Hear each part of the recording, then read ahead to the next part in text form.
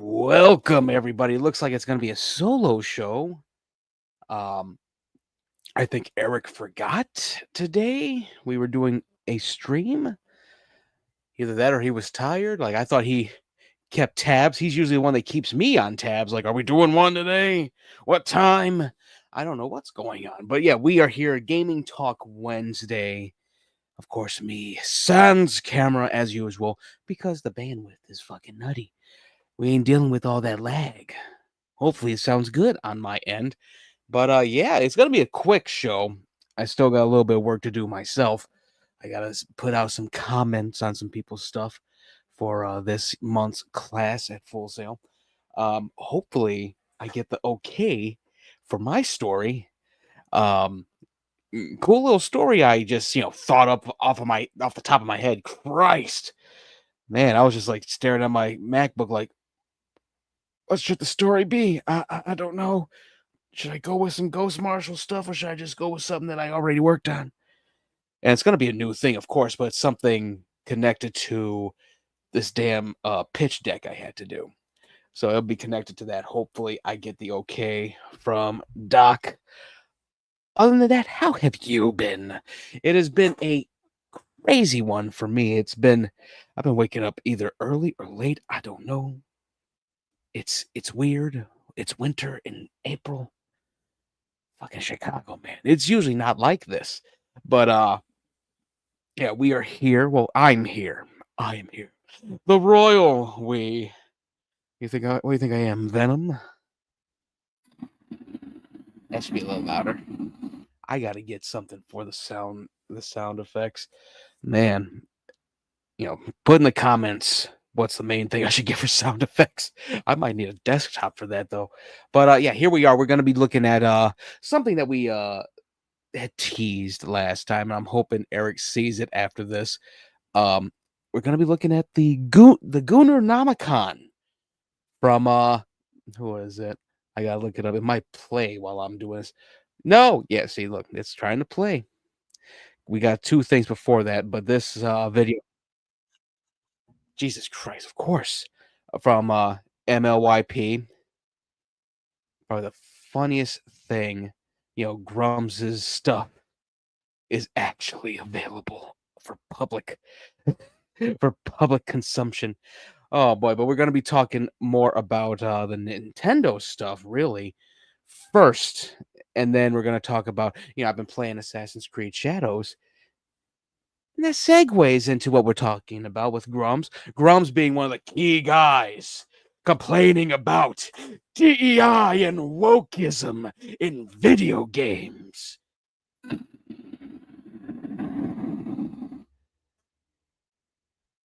If you have no bitches, please do not lie. What is the price for you to go outside? And it's so funny. That whole chud verse. I love the fact they're calling them chuds. I used to just call them maidenless. um, oh man, the fact that that was the whole thing about Assassin's Creed Shadows. I enjoyed what I've played so far. I've already like not taken over, but like burglarized two castles as Naue, uh, assassinated one of the characters responsible for her father's death. I like the story. And I got Berserk Band of the Hawk. It's on sale. I'm loving that too. I love the fact that it goes gory when you go Berserk mode. And that just had me going, you guys really had it in you? But you won't do a Game of Thrones game. Warrior style, huh? But let's get into this real quick. I'm gonna talk about my little experience with Assassin's Creed Shadows in a minute. But we are actually going to look at something. We had the Switch 2 announced last week, and of course, I was away. Eric was working. It all dropped when I was in my hotel, just chilling before I was the taxi for the week. But here, my chair. I need a new chair. Christ almighty. All right, but Switch 2, it looked cool. Now we all know the, pros and cons of it. The GameCube is going to be on it. They're going to keep putting stuff from the GameCube catalog on it, which is cool. That means I can just get that. But what kills me about it, and here's the con, the biggest con ever. I'm surprised no one's like, "Are you out of your fucking mind right now?" Is the pricing of the games. Like I could understand, like, okay, yeah, we're gonna have like $90 collector's editions for these games, and then you'll have like the $60 thing, but it's always been going towards that, the $100 thing. I've paid hundreds of dollars for certain games that I really liked. Starfield for one, I didn't pay that much. I paid like 70 for the game, 20 for the steelbook. Then the hundreds came for the headset and the controller. I needed the headset though, so I have to rationalize that. But I've it's I if I'm paying $90, it better be some cool stuff from what I've heard. And you can correct me if I'm wrong here. I totally don't mind. I loved when we finally got someone to comment on one of our videos when it came to Marilyn Manson, which I'm like, oh, thank you. I thought it was something else. Shout out to that person. But if I'm wrong on this, if it's $90 for a physical game and $80 digitally, that makes no fucking sense. And all you're getting is the case with a code. What's the fucking point? Like, honestly, what is the point of that? That's the thing that kills me about it. I talked to my sister Keisha about it. I'm like, Switch 2, it looks great and all that. $80 digitally for a game? Come the fuck on. Like it's gonna go anywhere, you know? But they're really they really are just leaning into the fact that Nintendo was king in the 80s and 90s. They destroyed Sega, you know? And I'm like, Sony kind of fucked Sega up too. So did Xbox. Like, all three of y'all basically tore that fucker apart. Like some vampires. Oh, look, the Sega Dreamcast. Just break it in half. all three consoles. I had all three. I had the Xbox, the PlayStation 2, GameCube. I had the N64, I had the PlayStation. Yeah, I used to play a lot of Nintendo. I had a nice collection of GameCube games. Oh, still burns. I gotta find more. And instead of just going, hey, you know what? We're gonna do something for everyone. We're gonna re-release that shit. I know the tech is there and they don't want to go backwards, but come on. Fuck up these scalpers for a minute, Nintendo. Come on. But yeah, the price to this, I love the fact that they are still doing bundles. So the console itself, $450 is not bad. $499, that's basically PlayStation and Xbox prices, with a game, of course. That's about what I paid for the PlayStation. I got God of War with it. But here we got some articles from the Gamer, and of course they are coping hard with this, and I totally understand. The price, console prices I don't mind. It's the game prices that kill me. Because I'm like, console, I'm like, all right, you can do whatever with that. That's no problem. Hold on 1 minute. We're gonna get to this. I'm in the little corner. That's me in the corner. Yeah, I'm not singing that song. Already got fucking copyright struck by, oh my lord. And not on YouTube, on Spotify of all places. Whoever said that shit, I think it's on episode 15 of this show. Uh Early on last year. I don't know if we played Watch the World Burn or if it was when I was looking at my fucking Facebook story while we were streaming. But here, let's look. We got two articles for the Nintendo Switch 2 from the Gamer. They really don't know how to do headlines. Because I guess it's a lot of opinion pieces. I think that's the main reason why a lot of the Gamergate stuff ended up happening. Like you sound unprofessional as hell. And I get it. Oh, so many ads. All right. So this is the first article we're going to look at. Woo! This isn't going to stop at Switch 2, folks. Well, this is yeah, it's gonna be here. This is from Mike Drucker 3 days ago. All right. Honestly, I'd prefer to write about anything other than a new tariff-infused trade war affecting the Switch 2's pre-order window and potentially price. One, I'd rather think about anything other than the money math. Two, the price of a video game console isn't nearly the most important thing happening in the world right now. No, no, not at all. But we're not going to get to this. But let's see. We're just going to look at the. Again, this is on the gamer. So if I skip shit, just look up the article. Video games getting more expensive is bad news. Yeah. Let me see. All right. So this is really just. It's not coping. It's more like, yeah, everyone's going to be feeling the pinch. Like, I'm already feeling it. Like, they having this big sale. I'm like, oh, should I buy a downloadable thing? That's one thing that should not be affected. It's the fucking digital downloads. Like, why? Why is that being affected? Get the fuck out of here. Sony's already raised the price of the PS5 once in some regions. You don't think they won't do it another time? Thank God I got my PS5 and I'm not getting a Pro. What's the point of getting a Pro? Here, let's go back. So let's see. All right, yeah, this is a little unprofessional. Just bringing up. Let's see. I'll admit I am a Nintendo fanboy. I'm not. Also, full disclosure, I was once an employee of the company. Yeah, I remember Mike Drucker, I do believe. I wish I could say that I'm a paid shill, but I was never fully briefed on whether or not there was a paid shill program. And maybe if there is, the paid shills are definitely going to be younger and more attractive than me. Damn. Man, I'm the person you'd pay to praise Nintendo if you wanted people to feel bad, rethink their lives, and go with a PS5 Pro instead. All that said, I know Nintendo makes strange business decisions. I also know that if $450 was the pre-tariff price, then some fans might be really screwed on a theoretical newer, bigger price. And if too many fans are screwed on that bigger price, then the console itself is going to struggle. Yes, we've seen this with the PlayStation 3. Everyone knows the meme.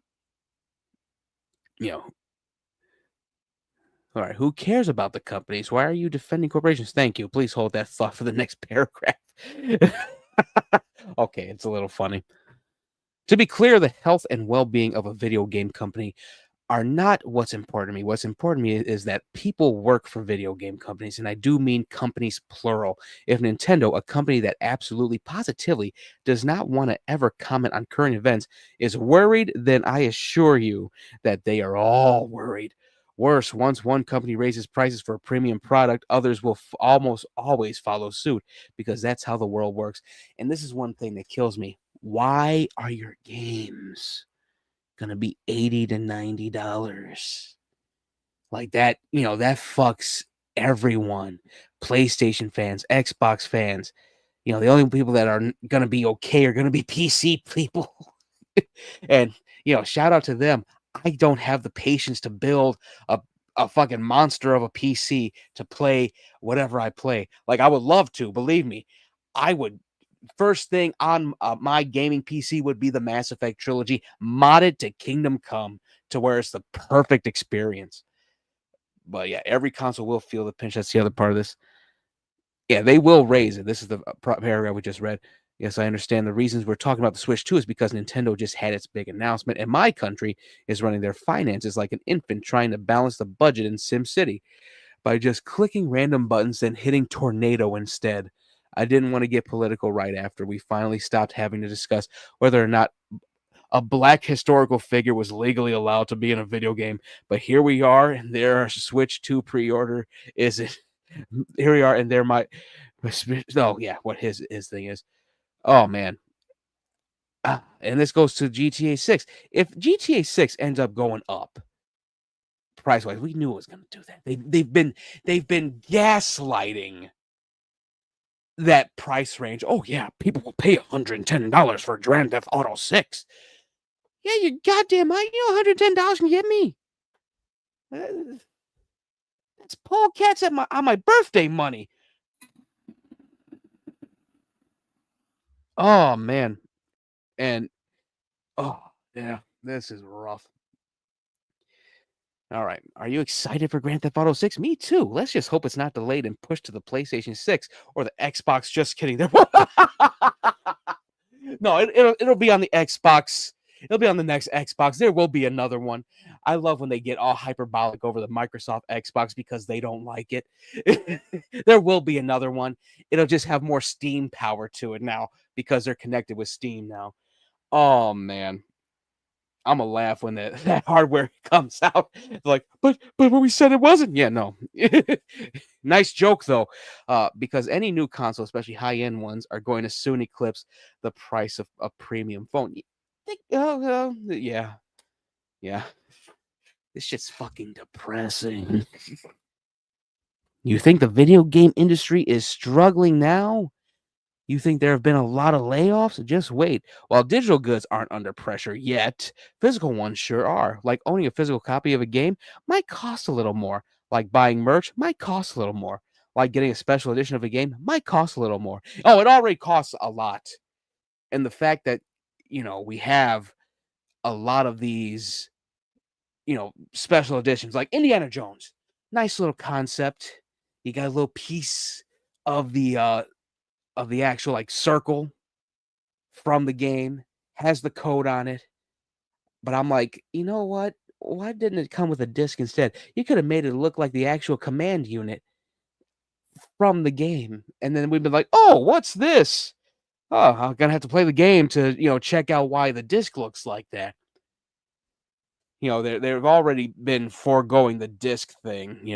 So that's one thing that's killing me about this. All right. Every aspect of this goofy big kid toy hobby is going to get more expensive, which likely means fewer purchases, which likely means few people benefiting. Is it at the top of the list of most important problems right now? No. Is it going to cause a lot of workers, both at developers and fan-centric businesses alike, to lose their jobs? Yes. Will that only make the economy worse? Also, yes. But again, this is one of those things that the chuds love. They're like, "Oh, you're ruining video games, so you need to be fired." Why? So Grummz can just sit on his ass and not make another game? We're gonna look at that shitty little game of his, Ember, also. So strap the hell in, man. All right, so yeah, so the gist of this, and this is before the tariffs have been taken down. I gotta get that game, Deathloop. Oh boy. I heard good things from Andy Pants Sarkeesian all those years ago. Then he called it gay, and then he wanted balls on his chin or some shit. I don't know. All right, so let's look at the next one. And this is the part that got me. I'm like, man, Nintendo really feels like a cult when it comes to this. Like, I understand why Nintendo has so many fun games and all that. I haven't heard anything about their environment, their work environment, but man, you would be shocked at this. Now, what was funny is that the slight at Ubisoft, or Ubisoft, as Eric likes correcting me. That was a fun episode. I want to get that new game from Ubisoft. Ubisoft, Sibby? You mean Ubisoft? I'm like, oh, my bad. Oh, come on, share. There we go. My mouse is acting up. Christ. All right, so this isn't Ubisoft. Former Nintendo employees on why Nintendo games are never on sale. And I think I got the actual thing too.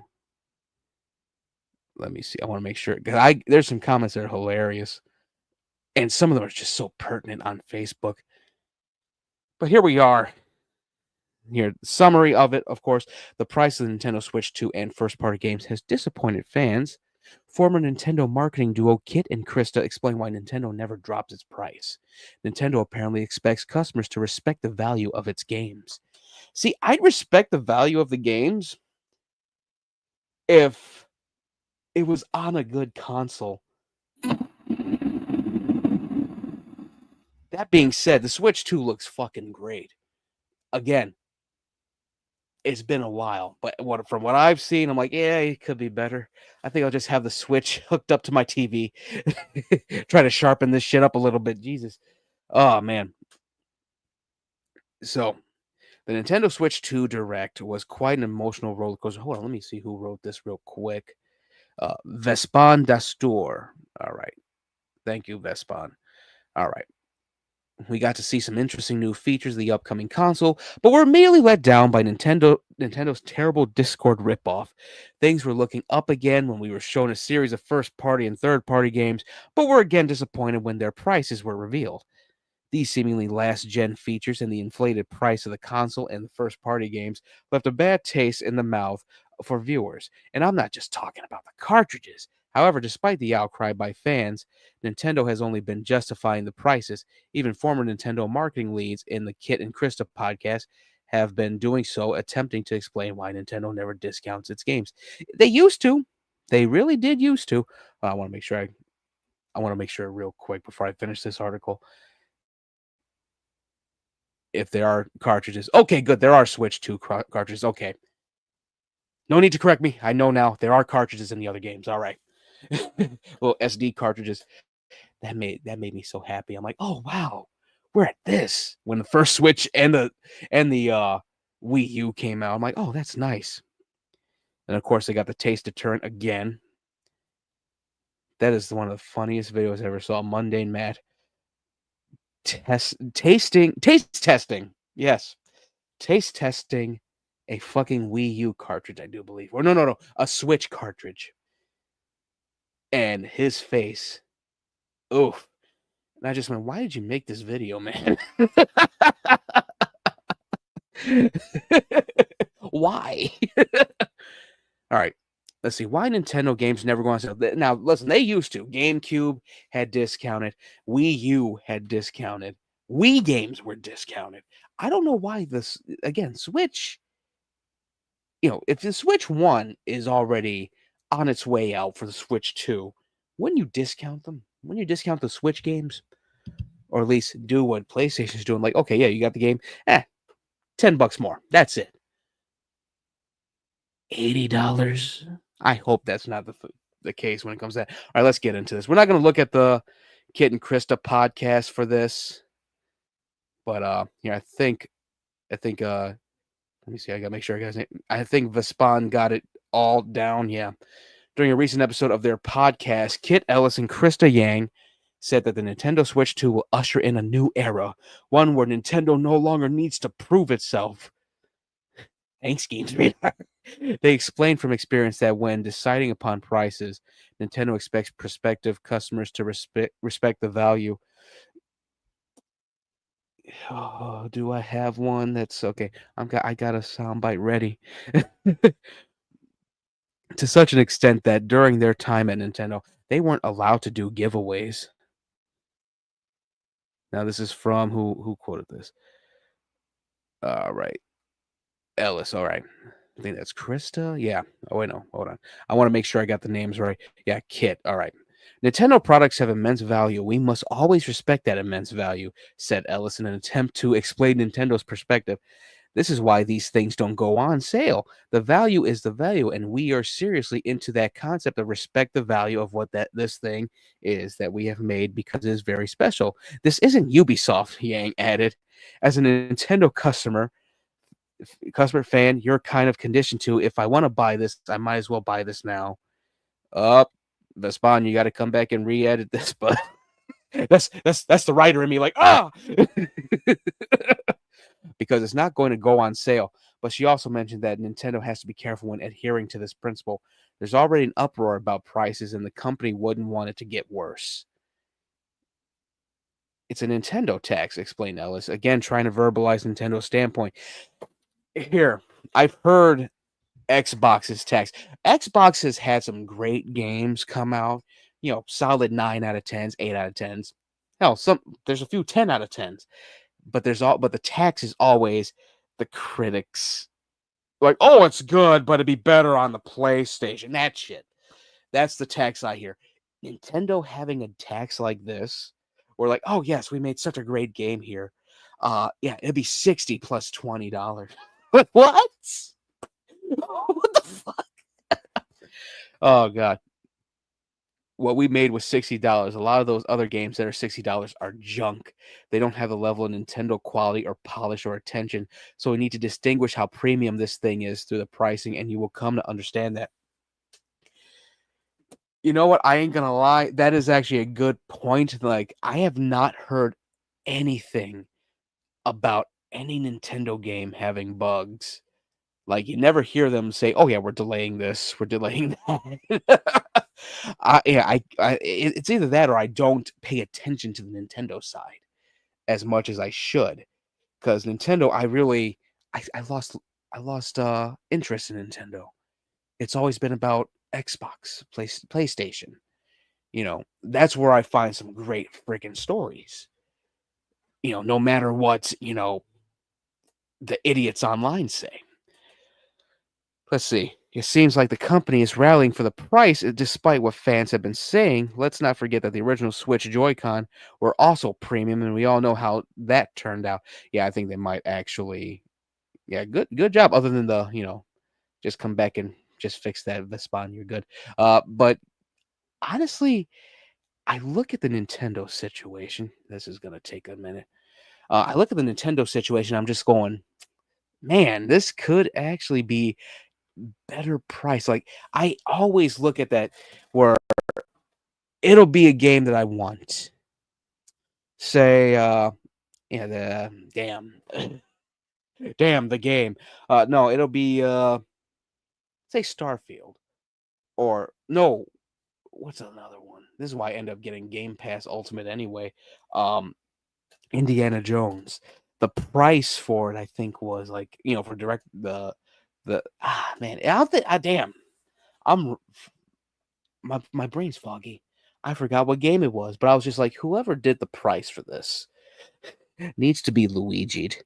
Glock 34 shivered his timbers. Yeah, or yeah, just threaten him with a Glock 34. But oh god, we're getting canceled off of YouTube for that one. Oh man, I thought that was the gunshot sound. Damn it. Oh man, but I was just like, who did the pricing to this? Are you out of your mind? Like, because every Nintendo, well, there's a lot of cool Nintendo games coming out for this cycle that's finally coming with the Switch 2, but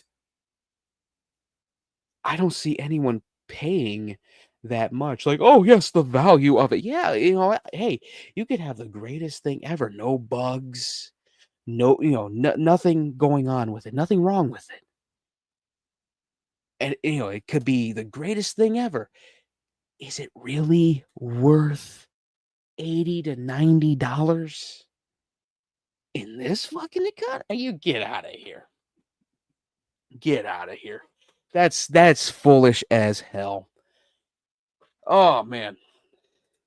Nintendo, and that's the whole thing. Nintendo still clings on to the fact that they were the ones that clawed their way out when the gaming industry crashed, when Atari did their shit. They were the ones that were in everyone's room, with the NES and the SNES and the N64 and the GameCube. But then all of a sudden they're like, oh, you know what? We need to actually have people exercise. So let's do the Wii. Such a misstep. Because, man, if I had to, I'm so glad. I was like, you know what? Don't ever get the Wii again. I said to my family, I'm like, don't get this ever again. Because if I want to play Star Wars Force Unleashed, I'm not using fucking nunchucks. I'm going upstairs. I'm playing on my PS3, and I'm going to have a good time. What is this? I don't want this. Tried playing the Avatar game on Wii. When Avatar first came out, I just went, no, I'll go buy it for the Xbox. Because that seems better. Oh man, it was Nintendo had some dark times. The Wii U, I was actually tempted to get because I love me some Dynasty Warriors. The fact that they did a Legend of Zelda game that was a Dynasty Warriors game, I was like, oh, cool. I will play the hell out of that. Didn't get it. I'm like, why would I get a console just for one fucking game? Kind of got tired of Smash Brothers. I'm like, oh, cool. You brought a character in that should have been in Mortal Kombat or something. No. Why is Kazuya here? But yeah, that is Nintendo for you. Man, don't hate them. I do not hate them. But I'm very indifferent when it comes to, like, I saw the Wii U, I'm like, "Oh, cool. They're bringing the GameCube to it too. Cool. Wow, Cyberpunk's gonna be on it. Nice." I know for a fact because GameCube was so rough. All the Nintendo stuff is pretty rough. Like, I know for a fact it's gonna be so different. That's how they always are. The Wii version of Force Unleashed had the 501st in it instead of just normal stormtroopers at the beginning of the game, and then it had extra scenes that weren't in the PlayStation version. I was a little salty. I'm like, "How dare you? How dare you?" Oh man, yeah, they're very they change a lot of stuff up. Now, what would make me get the Wii U and make me pay $90 is if they said, "Oh yeah, we actually got a company to do Eternal Darkness 2." I would be like, "What?" And Eternal Darkness is coming to the GameCube section of Nintendo. I'm like, "Oh, I'm back. I'm back." One of my favorites. That game scared the shit out of me as a kid. One of my favorite games, plus Luigi's Mansion. Try playing both of those. Lovecraftian horror than just Mario's brother becoming a Ghostbuster. Christ. Oh man. All right, so real quick. Now I'm not done with Assassin's Creed Shadows. Here, we're gonna do this little just show the little picture. Maybe trigger Grummz with it. Oh man, this let me see. Open image. Let's see. It's a late night for me. I hope this is good. What the hell? God damn it, Steam. I'm trying to find a good cover for this.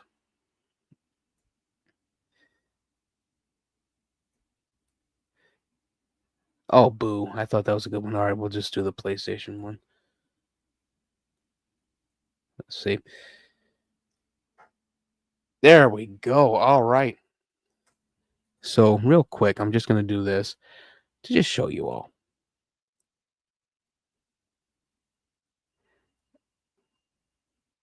There we go. And do this. All right. So, Assassin's Creed Shadows. I gotta say, I actually enjoyed a little bit of it. It's a nice little return with all that. I actually do like Naui. She's actually pretty cool. She's really learning the ropes when it comes to being an assassin. And I done assassinated so many people. Just random ass thugs.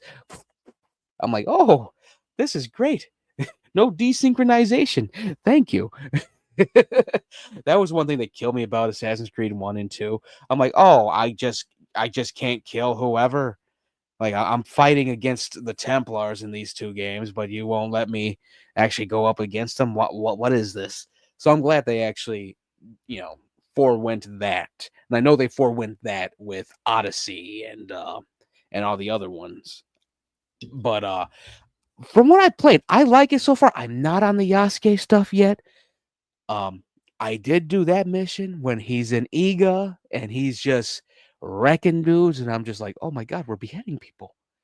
Yes, actual gore in Assassin's Creed game. Awesome. So for now, I'm enjoying the hell out of the game. It's actually very fun to play. I'm so into it right now because I was just like, okay, this is great. I know I got to take a break off of it because I got to write the story and then do a progress report for class. But yeah, it's I enjoy it. So far it's a solid 8 for me. If it does something crazy that jumps to a 10 out of 10, you'll be the first to know. I know a lot of people already played it. They probably hated it. I don't know. I don't care.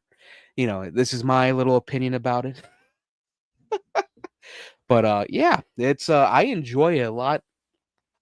And I just played, I think, the first 4 missions in Berserk, Band of the Hawk.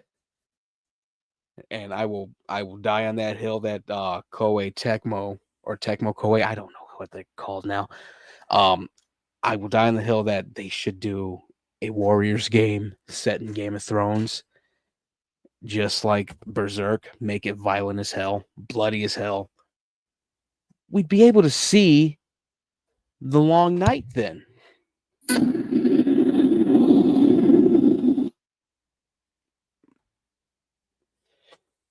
And in other news, I did see Jordy's back with Lolcow Live after that whole thing.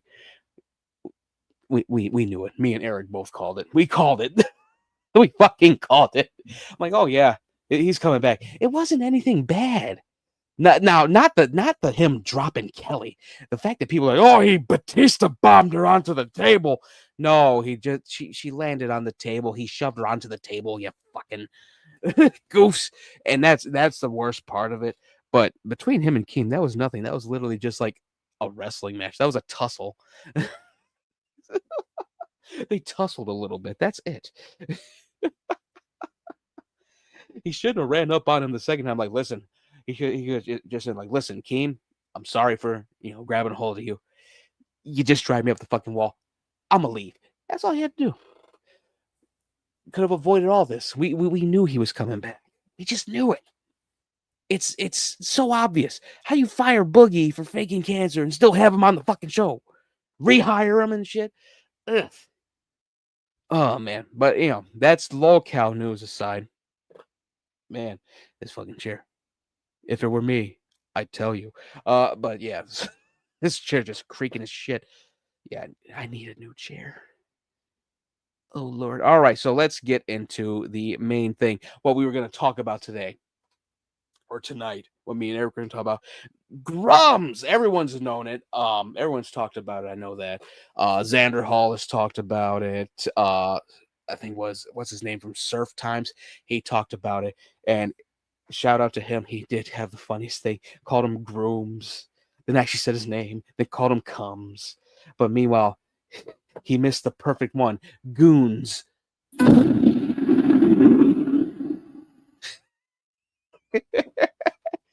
Oh, if you had told me that he was a fucking degenerate, I'd be like, yeah, seemed like it. Like, what kind of guy in his fucking late 50s is talking about horny, like being horny for video games and all that? Like, I'm not gonna front. Like, the one thing I will agree with Mark Kern on is we should get another Rumble Roses game, but not for the sick fucking thing that he wants. Like, we have all these women's wrestlers who could be making money off of or mocap and all that. And it could be a solid wrestling game while still being a little sexy, but still like technical and just high flying. It could have been fucking great. It could be absolutely amazing. Just see Konami go like, oh yeah, we already talked to Triple H about it. We've talked to Tony Khan. We're getting everyone together. We're hiring some of the people. Tony Storm's mocap in this character. Tessa Blanchard's mocap in this character. Rhea Ripley's mocap in this character. That would be cool. That would be awesome. But of course, with his porn-addled mind, he just wants to see jiggle physics.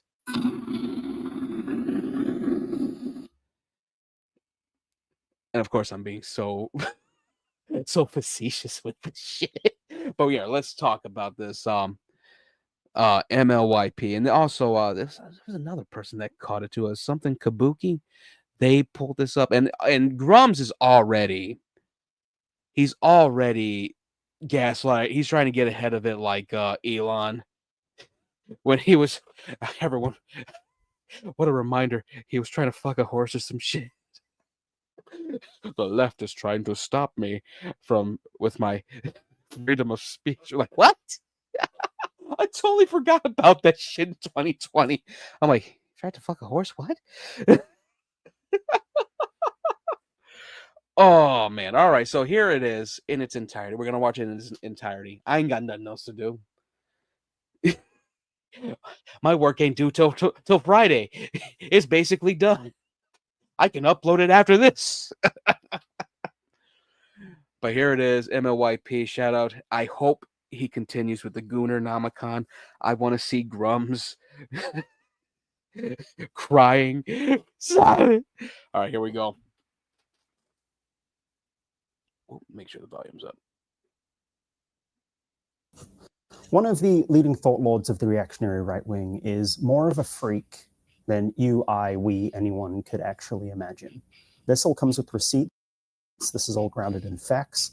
This is all quite legally safe for me to talk about. This is all public record. I'm getting this out of the way quickly because I know the person I'm going to be talking about is the kind of person to scream that he's being doxxed, cancelled, and threaten lawyers. This all started from a historic data breach, which isn't actually like quite a safe way to get into this. But when I corroborated it with other sources, I found out that this was just sitting out in the open for anyone to find who knew exactly where to look for a name, a registered company. And then you start pulling on a string and pulling on another string and another string, and you find out that this goes deeper than you would think. Don't worry, Mark. I'm not going to show any more than I have to. You and your family will not be identified. This is not doxing in a meaningful sense that you're going to talk about. This is just you and me having a conversation. Everyone else is along for the ride. By the way, don't reuse passwords for shit like this, especially if you're trying to make two separate personas with different names that you're going to LARP as for 20 plus years. If you're a 40-year-old man at the time and 60-plus-year-old now, you've done that. I can establish that. But don't. That's an advice for anyone else looking to start up a separate online persona in the future. Use a completely separate email with a completely separate password. It might actually prevent this. Don't use the same lawyers either, actually. The same lawyers to register your company. There's so many steps that this guy has failed at to protect himself, and it's just all come unraveled with publicly accessible information. Also, don't use your real name to register these emails. Your real name's out there on this historical Who Is information. When you update this information, it doesn't go away. It's there. It's stored. The internet never forgets is the phrase I summarize up a lot. The internet never forgets. The internet will never let go. The internet remembers everything that you have done, everything that you've purchased, everything that you have registered. Somewhere deep down until that drive stops spinning, the internet will know, and now we have found it. Some of this disgusting onanist defenders are going to immediately reject the video based on how many subscribers and followers I have, and I don't care. I am a podcaster. I have a normal job. Consider getting one of those before you start trying to swing at me. Most of you are on Twitter for 15 hours a day arguing over whether Yasuke is too woke. Statistically, you don't know me. I know this. You know this. We know this. By the time this finishes, you're going to know me, and that's fine. It's nice to meet you. My name's MLYP. Pause the video, grab a drink. We're going to be here for a while. I want you walking away from this video bemused the idea that there's a 60-year-old man out there who has a maid outfit wearing VTuber as his public-facing persona, who abuses his parents' goodwill to front up LLC companies so that he can avoid California taxation law, while also trying to drive gamer culture further to the right because he thinks things are just a little too woke for him these days, and his little 60-year-old brain can't handle it. There's a reason I'm showing my face on camera today. There's a reason that I'm not hiding behind an avatar like I normally do. I am better than him. This is just one of the ways. I'm better than him in every way that fucking matters, to be honest, like on a moral level, on a conceptual level, on a how I earn my money level. I am better than this man, and I don't care that you think otherwise. I know this. Oh man, just hearing that, like I listened to this on my way to Minnesota, and just like I'm driving, I hear that part, I'm just going, oh my god. Anyway, Xander Hall hit it on the head. Like, this is some anonymous shit. We are Legion. We never forgive. We never forget. This is some anonymous shit. But oh god. He really did say, like, I'm not even using a character. I'm just better than him. Like, I think a lot of us are. Like, my first reaction, we're gonna look at that in a second. My first reaction, not the actual website, don't worry. My first reaction with Grummz had to do with Starfield. And I was just like, who the fuck is this talking about this game that just came out? Like, or is coming out? Like, you could just tell the mounting vitriol towards Starfield was coming from the chuds. You knew it was coming, especially when it came to the pronoun shit. We all heard that shit, right? Oh my god. Oh, preferred pronouns. It's so the characters can say what your character is. Because if you play Cyberpunk, they don't even call V by him or her. They say they. For Dragon Age, they say they for a lot of the characters anyway. And I just saw that video. Oh, yes, they do preach the non-binary thing to the camera. No, they don't. It was Tosh and their mother literally having a discussion, and Tosh just being frustrated that her mother wouldn't just get it. And like that was the whole point of that whole thing. Because even I know, as someone who knows the lore of like the Kunari and all that, they are very hard at like just getting the point because of the Kun. That's the whole thing. And that could have been a thing right there, because their mother actually says like, oh, you're basically what the Kunari call this. And because they were so frustrated, Tosh just didn't want the title of that, because of the fact they are of the Kunari and of that whole country that they were in. I forgot what it was called. And Isabella's a part of that country. Damn it. It's on the tip of my tongue, but I got Baldur's Gate in my head. I don't want to say Waterdeep. It's not Waterdeep. It's a different game. But that being said, like the whole thing with Grummz, it was, just seeing that, I'm like, and I had to look him up.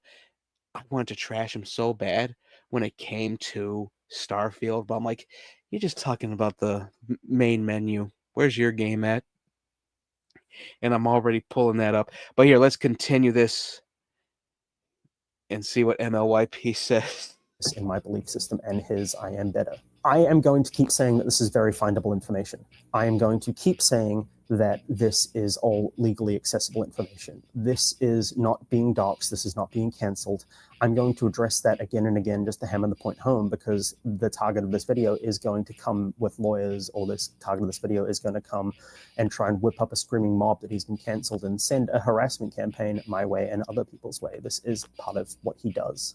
None of this is secret information that you are legally allowed privacy over. This is part of public California state record. I will not be revealing addresses. I will not be revealing full emails. I can assure you they match, Mark. You are just going to have to trust me. You know it, I know it, and everyone else will know it. The fact that you're out there deleting things rapidly when you got a hint that people knew about this kind of proves that it's you. And that's what actually matters deep down. In your bones, you know what's about to come out. These same emails that I'm referring to that were in that data breach earlier have been publicly posted by you in multiple places across multiple Whois records. That's a key and public-facing part of internet structure. That is not doxing. That is all right here when you check DNS and Whois records. That will never go away. That is part of what you have put out into the internet. If I type your name into a specific search engine, I can see exactly what websites you're registered going all the way back to about 1996. There is very public LLC information with your family's name, and I'll get to why it's your family's name and not yours on these LLCs in due time. I haven't stolen any private information. I have not illegally accessed any information. This is a case of finding one little string of public information you have left out, and now the whole fucking house of cards is coming down on you. You are welcome to scream it's doxing. I will say this once again. This is publicly accessible information that you have posted on the internet and have left it out there for me to talk about. I'm leaning in to make a point because I want you odious little goblin of a man, to really beat this into your thick skull. This is the digital equivalent of a phone book. This is the digital equivalent of me picking up the yellow pages, which you are old enough to distinctly remember. I know that you're 60 plus years old. And noticing that two separate people have the exact same phone number and going, wonder what that's about. Asking around and realizing that those two people are the same person. They've just got two names for some reason. I wonder why that is. I really want you to understand that we know. You've gone around to try and delete everything. You are rapidly deleting every public piece of this persona. It's been archived. We've got it saved. You're good. This video will be going up in places other than YouTube. I am under no illusions that you're not going to try and get this taken down through some kind of spurious DMCA claim or something similar. The internet will never forget. It will be elsewhere. It will be publicly disseminated. People will know. I've also consulted with a lawyer. We're good. We're in the clear, legally. Why don't I just get to the point instead of being cryptic? Now I have to sit back because Mark Kern, aka Grummz, has been coasting on the success of his one or two actual highlights of his career. The rest is a sad tale of an old man desperately clinging to relevance. He's worked as an associate producer on StarCraft, the producer on Diablo 2, and was a team lead in World of Warcraft. I'm not going to dispute or deny the fact that he worked on these titles. That's documented. He's in the credits. I find it fascinating that he's barely ever mentioned by former co-workers in a positive light, and that's fascinating, isn't it? Fascinating to think about. Since leaving Blizzard, he has been coasting on that success and to build clout in the reactionary online space, joining Gamergate 1 before leaving because he was too transphobic at the time. He continued coasting off the back of this and used the petition to bring classic WoW back and use that to leverage it into even more clout. That's another one of his big career highlights. He organizes harassment campaigns against developers that he thinks are doing things a little too wokely. And by a little too wokely, I mean doing it while being too much of a woman or being maybe too brown for his tastes. I keep saying he's coasting, and he's fucking coasting. Our boy Mark Edward Kern has been nothing but a failure since leaving Blizzard Entertainment in 2005, reduced to tweeting 100 times a day that Assassin's Creed Shadows is too woke because they've taken a historical figure and embellished certain portions of their life in a game that's never been about historical accuracy to begin with. He keeps saying that he's winning the war on the woke mind virus, and this is the year that we will actually defeat wokeness in video games. All the while, he's just beating his meat over Eve from Stellar Blade. He's never actually... That was the other thing. Every time I was on Twitter before I ended up leaving, he was always upset. He was obsessed with Stellar Blade to the point where it's so the motherfucker never even played it. It was so just weird. I'm like, dude, how old are you? Like, it looks like a cool game, but what? Like, are you out of your mind? And the woke mind virus. I was just looking for the Ember playthrough, and I already saw a video talking about South of Midnight, which I already have downloaded on my Xbox, saying it's woke Sweet Baby Inc. trash. Well, the Sweet Baby Inc. The Sweet Baby Inc. argument is out the window for the simple fact that we have Doge now. Doge, the Sweet Baby Inc. of federal government agencies. All right, so let's get back to this. Oh, wait, wrong video. Oopsie. I'm pressing on the damn screen. Actually played Stellar Blade, by the way. Before you try and chime in about Assassin's Creed, by the way, your parents don't love you. It's a genuinely fun... Fuck.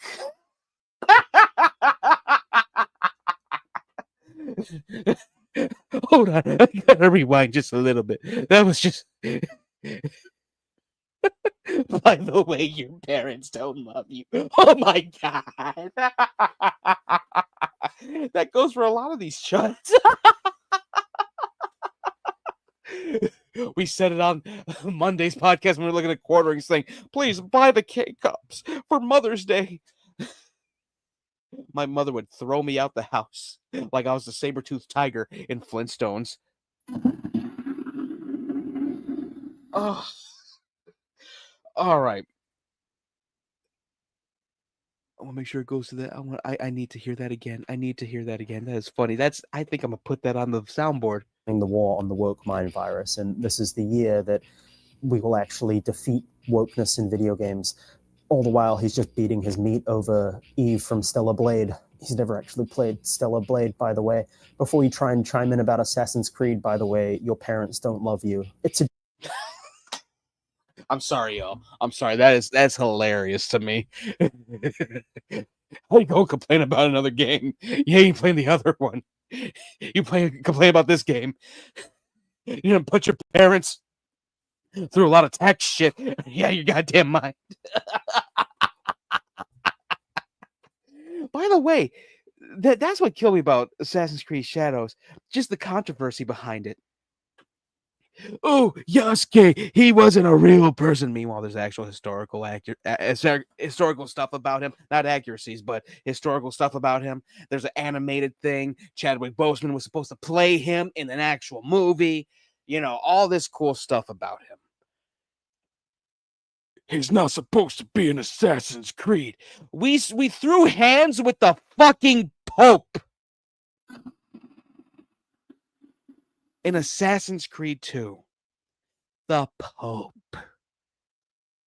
By the way, the one Pope that actually deserved to have hands thrown on, the Borgias are the reason why a lot of shit's fucked up. There's so many different little things that have gotten us to certain points in history. The Borgia family, when their patriarch became the Pope, is one of them. Cesare Borgia being the picture of Christ is another. Hate to put that out there, but yeah, it's true. A genuinely fun and interesting fact that since leaving Blizzard, Mark Kern has never released a successful game. In 2005, he co-founded a studio called Red 5 with 3 other former Blizzard employees. He played a significant role in that development and was made CEO in 2008. If you know anything about Mark, if you've heard of like a little bit of him before, you will understand that he has allegations of overspending and promotional campaigns for Firefall. You've heard of the Firefall bus? That was made by West Coast Customs. You know what West Coast Customs is. You've been online. That shit cost $3 million. He purchased not 1, not 2, but 3 red epic dragons for his Red 5 Studios. This is a video production arm that's completely unnecessary for a video game developer. And my rough calculation is that including inflation, that is 40 to 50 grand per camera in modern day money. 150 grand on cameras that are not fucking needed. You don't need to shoot 4K footage in 2013 to document your video game. Red 5 employees describe Mark Kern as being prone to extended absences and having erratic, impulsive, and very disruptive leadership styles. Anyway, Firefall was an absolute flop because Mark Kern doesn't actually know how to make games at all. I don't think it's particularly controversial to hold the opinion that World of Warcraft succeeded despite this guy and all the time he did spend on his little side projects. Again, I have receipts for this. Anyway, in 2013, Mark was removed as CEO from Red 5 by the board of directors of the company. Let's start the scamming people out of their money counter, shall we? Kern founded the studio MEK Entertainment in 2014. He raised $1 million in seed funding for an Oculus Rift MMO. Guess what? MMO on Oculus Rift? What the fuck do you think this is? Ready Player One? Oh, I just looked at the bus. Last time I saw the bus, it was on Surf Times, and I was like, I can't tell what it is. I'm looking at it now. Here, let me see. Can I present another thing, or do I? Let me see. Yeah, no, I gotta stop the screen real quick. We'll look at it later. But everyone's seen the bus. It looks cool as hell. But I'm over here like, you couldn't just get a fucking booth at E3, a big fucking booth at E3 during this. Like, what? Like, here, best example, Space Marine 2 dropped last year, and I got to try it out for the first time. Nice little booth. Got to talk to the guys about it. I told them I've been a fan of Space Marine since the first one came out. I grabbed it way back when. Loved it. Loved playing it on the PC. Played it with an Xbox controller, but on the PC. But that's all you need. You just need a booth. 9 fucking computers. You're good. A whole fucking bus. Oh my god. Delusions of grandeur. Delusions of grandeur abound. He is, Grummz, man. And Firefall, from what I looked at, it looked like whoever played Firefall, tell me what it looked like, because it really reminded me of Unreal Tournament 2, honestly. What happened? You've got 3 attempts. Correct, he ran with the money. The game never existed. You know what did exist is a tax bill from the state of California for over $250,000 for 3 years that he never paid his taxes. And now they have a publicly viewable lien against him for this. This didn't stop him from founding another company called Crixer Labs. He's not the owner on paper, though. That's actually a completely different family member, which I will get to. Mark, or whatever little pervert foot soldier of his that's watching this is all publicly accessible information from the Secretary of State in California. This is all part of the Chamber of Commerce. This is all public register that will be kept on file until long after you are dust. Anyway, with Crixer Lab now up and running, he obviously got the itch again, and in 2016, he started crowdfunding a game called Ember, a spiritual successor to Firefall. He can't let that one go. That is his baby. He did an interview with a YouTuber in 2024 claiming about 600K has been raised so far for Ember. Guess where that shit is? It's DOA. There's no meaningful updates for any actual length of time. It's very And I just saw the video for that. I do believe he told either Geeks and Gamers or he told Eric July. I do believe I found that video while looking for the Ember thing. Let me see. It's just gonna be me looking at this real quick. Let's see. Yeah, yeah. Oh Lord, I think that's yeah. Oh man, let's see. Yeah, I think that was it. Yeah, that was Eric July that got that. It was in I think it was. I'm not looking at Eric's stuff anymore, Eric July stuff. I stopped looking at his stuff for a minute because as much that motherfucker loves to lie a lot. Eric July loves to lie. Always like, hey, listen, I've been doing nice stuff and all that. Dude, you've been complaining about woke shit too. Like you're an idiot. And you wonder why no one wants to work for you. Like I'm over here like, hey, I got a cool story that'd be cool in the Rippaverse. Look up the Rippaverse. Yeah, no, I'm good. I'll just do my own thing. Thank you. Oh man. All right, let's get back to this. Haphazard. It's just the intro. Obvious that he's neglecting this for his Twitter rants. It's a Discord purged of dissent and a subreddit full of people disappointed that he's gone down this absurd little culture war path. I'm not going to go into the nitty-gritty weeds for hours explaining what an awful game this is. There's other YouTubers that have. It's on the screen. Just look at it. Our boy is planning to fundraise more, and he's calling this just a vertical slice, and he wants to do a Kickstarter one day. I've seen more coherent games out of weekend-long game jams.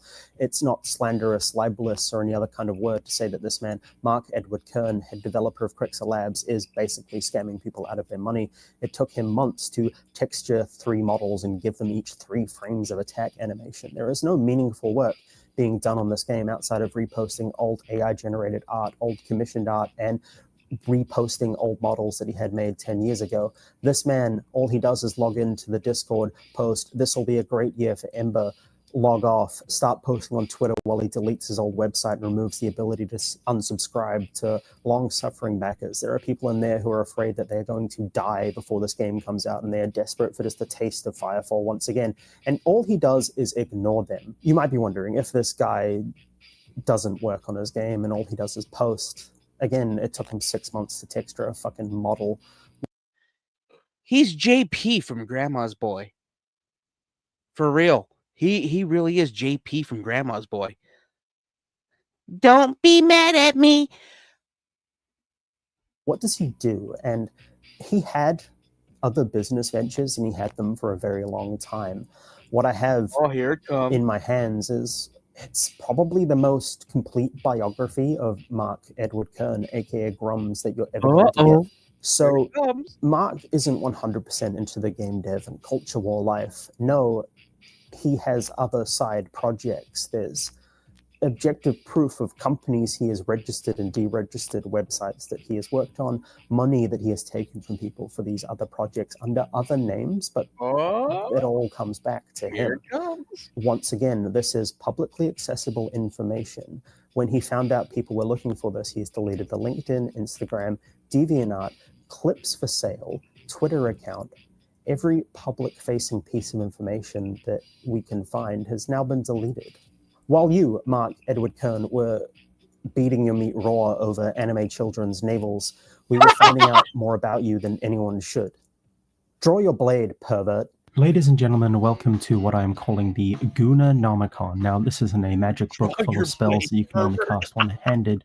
This is a documentation of Mark Edward Kern, the first in a series of some of the worst onanists, some of the worst masturbators in the gaming sphere who are trying to mold and manipulate gaming culture to return to a time when they were 12 years old and all they had in life to look forward to is extra cheese sticks and a woman in a bikini. It will become pretty obvious that these men just think with their erections.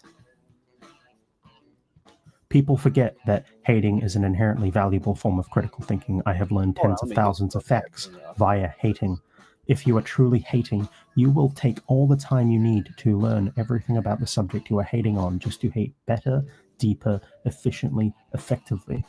This is a law of nature. This is a law of hating. The only thing that stopped this from coming out earlier is no one has been motivated enough to pay a data aggregator $11, and there are multiple data aggregators that have this information just sitting out there in the open. The story here is that Grummz is a man who has aggressively pursued his personal interests at great cost to his family and his career. The biggest crime here is that anime babes with huge bazongas are his main interest. Actually, no, that's not the biggest crime. It's tax fraud. We'll get there. Oh, shit. All of these points are archived in the description with source links. In 1968, Grummz comes into the world. Mark Edward Kern. He is a former video game executive. 1992, he gets his bachelor's degree in cognitive science from the University of Rochester. Origin of Grummz. And Diablo 2 as a producer. He's in the credits. I'm not going to dispute the fact that he worked on these games. This is part of his career. March 27, 2001, FoxyFighter.com is purchased by Mark Kern. Ignore the country of France. That is where Gandhi SAS is located. They're a French company. But Mark Kern is the registrant. Now, Mark Kern isn't a unique name, but there's later information that basically proves that this is him. Now, what is FoxyFighter.com? To put it as simply as possible, FoxyFighter.com is sexy catfight hentai. It is a website run by a persona called Debbie Chan, but Debbie Chan is Mark. And that's underselling it. He has, over the course of 20 plus years, collected a variety of live-action catfights, drawn hentai catfights, quite a bit of like run-of-the-mill porn. However, there are multiple stories where his persona, Debbie, violently sexually abuses women.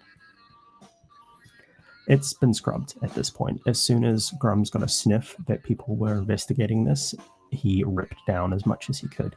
Unfortunately, we archived most of it. The email addresses that we found share passwords when searching a porn database. Mark Kern, come on down to the degenerate side. Oh my God. And, you know, the moral of this story, everyone has said it already. When you're doing shit like this, different email, different password, again,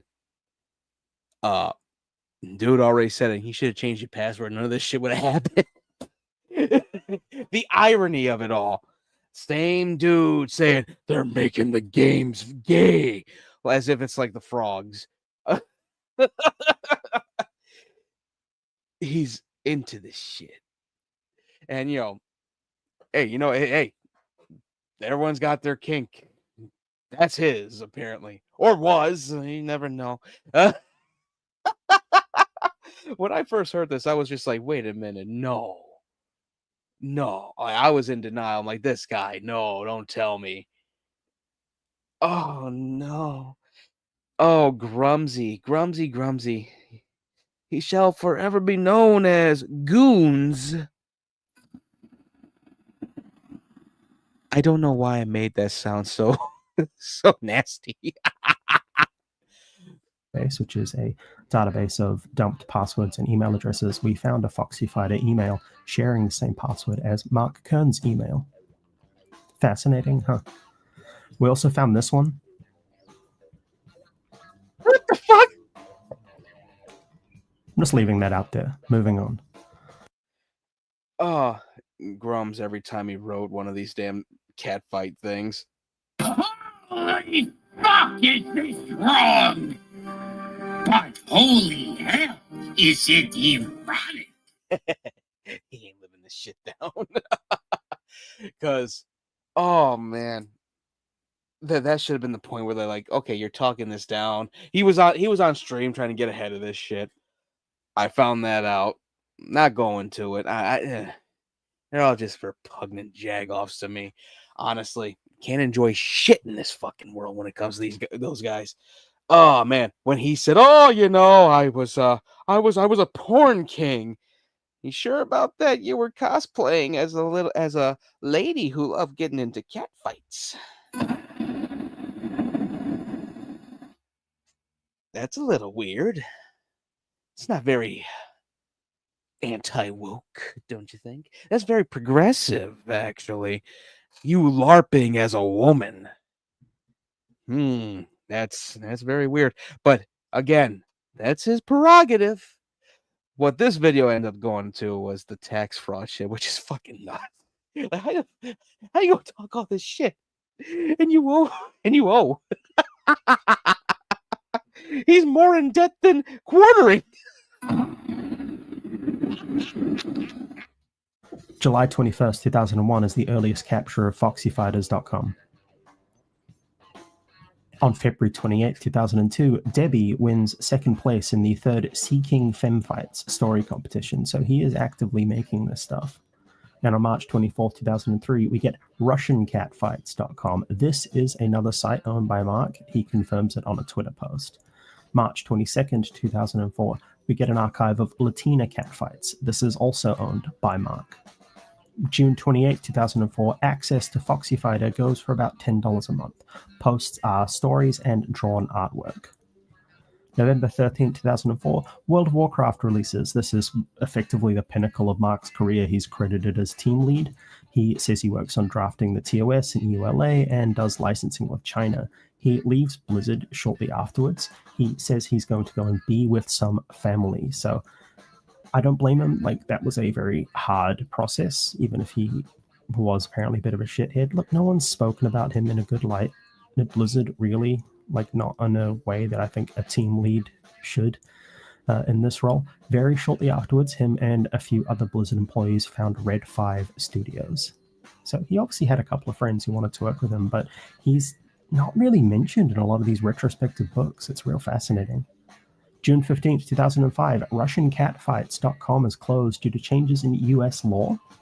And on August 18th, 2005, LatinaCatfights.com is closed to the same changes. So I don't want to point out that this is anything egregiously sinister. This was a change that was required in the porn industry to have verified records of the performers. Before this law, those records were not kept. Blizzard in 2008 had some problems. People were stealing breast milk from the fridge. This is attributed to Mark. People call him the breast milk bandit. He wasn't working there at the time, and he's not the breast milk bandit. But it is fun to call him that.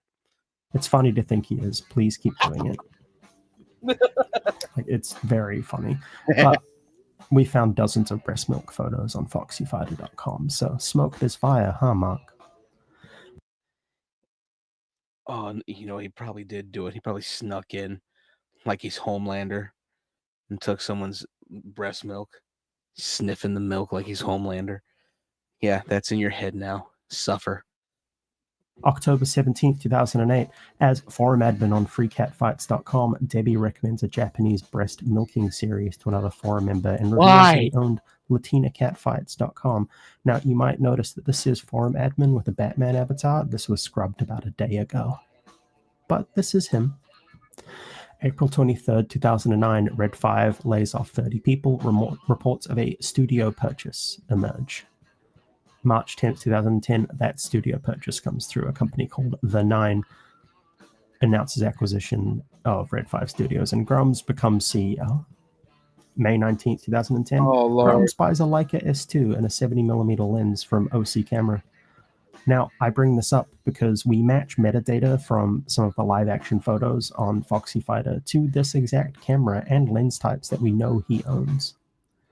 September 3rd, 2010, Red 5 announces Firefall at PAX.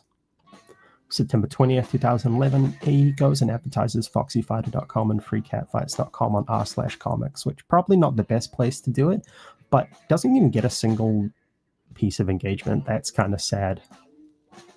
Come on, man, you're better posted than this. Even I can admit that, but dog. March 7th, 2011. Everyone in that Reddit, in that subreddit, like, okay. They just walked away. Oh, that's funny. Well, hey, yeah, guys, if you want to come to my site, I got all types of cool comics. Fuck out of here.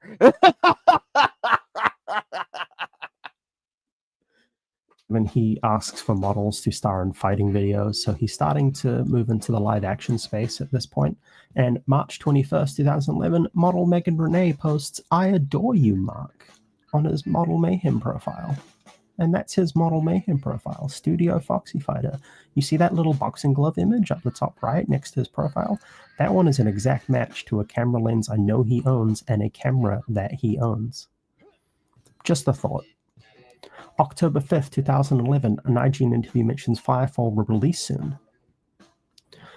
And he goes on to film a video of Randy Moore and Kimberly Jane. In January 18th, 2012, Red 5 skips E3 to protest SOPA. Mark is really big on hating SOPA, and he skips it and donates 50 grand, which was their E3 fund, to found the League for Gamers instead. League for Gamers is ostensibly a non-profit founded by Mark Kern. They style themselves as an advocacy group for video games, consumer-centric versus industry-focused. They represent the gamer. Red 5 paid this charity $50,000. He wired himself 50 grand from his slowly failing game studio, which I'm guessing is all that was left in the couch cushions at this point. Never logged the transaction with the state of California. This should be logged. It's not in the logs where we're checking. We can see other logs, but it's not there. He then waits for California to dissolve the nonprofit, then started a for-profit Delaware Corp with the same name.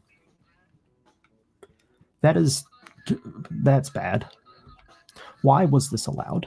Is this all above board tax-wise? I'm sure the California AG would love to know about this and the rest of your tax dodges.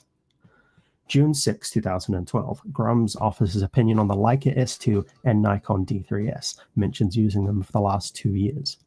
This is, again, just here as an aside, he used these cameras and 100% owned them. They are a match for Foxy Fighter's content in the unscrubbed metadata.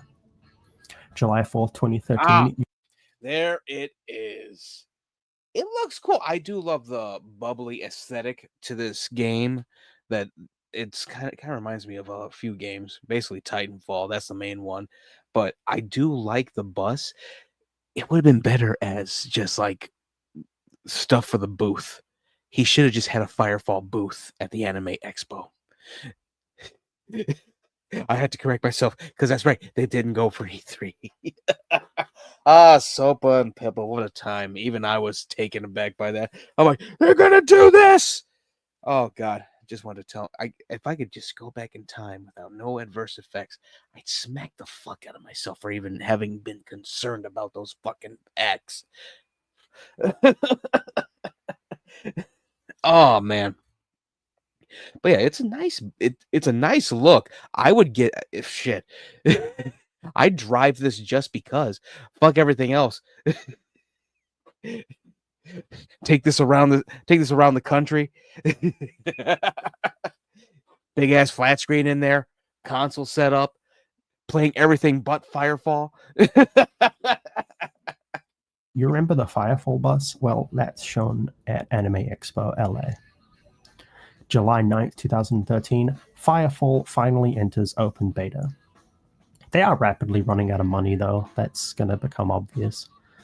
December 19th, 2013, he gets removed as CEO. They vote him out. July 29th, 2014, Firefall finally releases. September 22nd, 2014, Mark is, after his next venture, he has made MEK Entertainment, Mark Edward Kern Entertainment. It is in Aliso Viejo, which is where everything that he does is based. They are an indie game company looking to leverage the blockchain, maybe, 10 years too early for that hype, but I respect the forward-facing vision. MEKentertainment.com launches at this point. They are registered to MEK Entertainment Inc. However, looking at those business entries, it looks like he never actually registered it as a company called MEK Entertainment. The game from the seed funding never really materializes. He gets ousted from MEK Entertainment and they go on to make a game called Voxel Noughts, but Mark never really does anything with his money, and we'll get to some allegations about that money later on. June 17th, 2015, Grummz announces that he's joining Gamergate. He's mad. He's always mad. He's mad and he's horny. July 7th.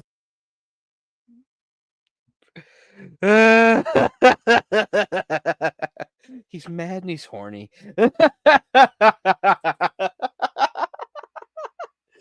Oh God. That basically sums up this whole thing. Like, as someone who used to be in it, announcing shit like that again, it's like, oh, I'm unfollowing you. Thank you. This is an airport. You don't get to announce when you're leaving, okay? You don't get to announce that you're joining something. How about like a few tweets? Be subtle about it. Jesus Christ. Oh no, this is Oh yeah, here we go. Here's some more of the tax fraud.